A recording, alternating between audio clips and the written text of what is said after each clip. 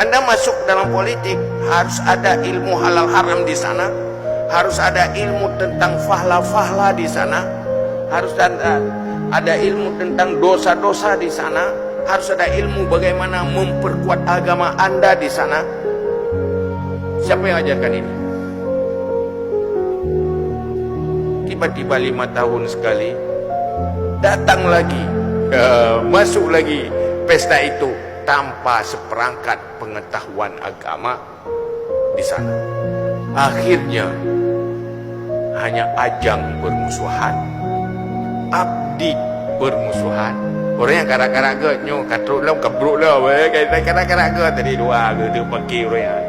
Sudah dia katruk masalah Muhammad aku baca lah. Adarul fitnah ala din ala tafarruq muslimin.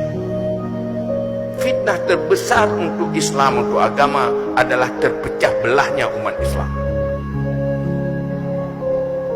Pada Haidena, kalau Anda masuk dalam ruang publik, itu politik demokrasi kita masuk dalam ruang publik.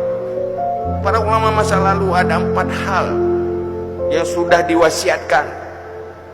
Kalau Anda sudah masuk ke ruang publik, berinteraksi dengan publik, jaga 4 hal itu. Pertama, selalu lakukan amar ma'ruf nahi munkar.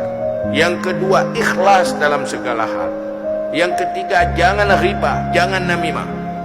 Padahal saat kita berpolitik itu saatnya namimah.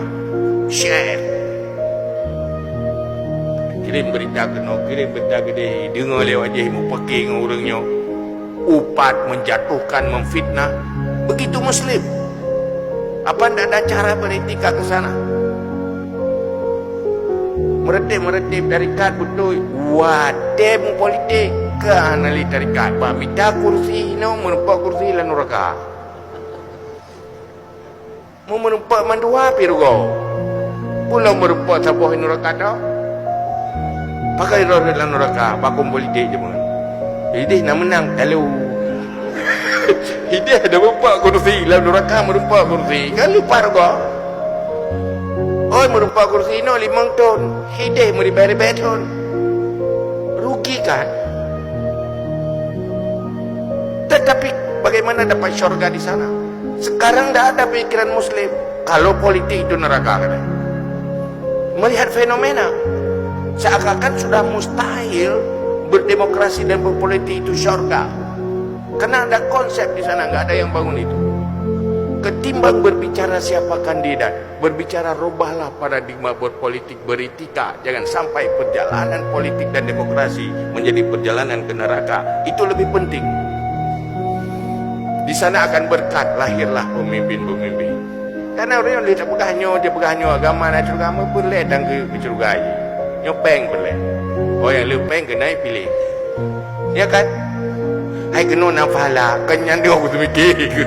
Memang dia ada tidak dididik untuk menjadikan kehidupan ini beragama.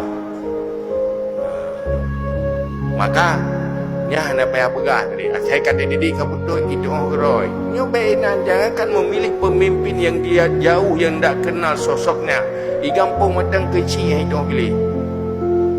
Nah udah kampung pakai kai turi, tapi salah saya pilih. Pilih kai pakai pedern. Pakai salah aku pilih orang. Padahal ituri pula patahan ituri. Begitulah kira-kiranya mohon jawaban kan.